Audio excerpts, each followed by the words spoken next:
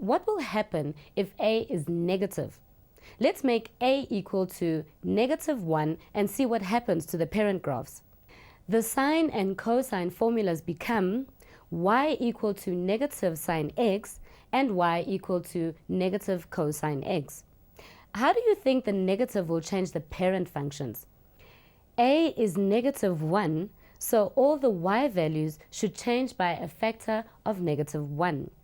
So each y value on the parent graphs must keep the same number, but now with a negative value. Let's look at the parent sine graph first. All the y values on the graph here above the x-axis are positive. So multiplying them by a -1 will make them negative. And all the y values for this part of the graph below the x-axis are negative. And multiplying them by -1 will make them positive. So the new graph will look like this. Let's compare the parent graph to the new graph. How do you think we could describe the change in the graph? We can describe this change as a reflection of the parent graph above the x-axis. Let me show you.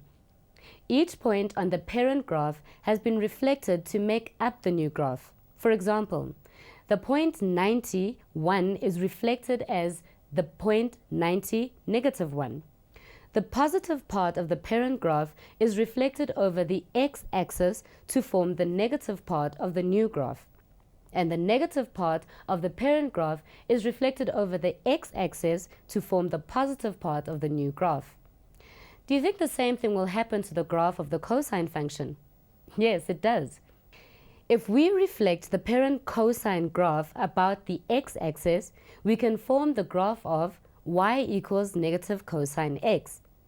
And that's because all the positive y's become negative y's and all the negative y's become positive y's.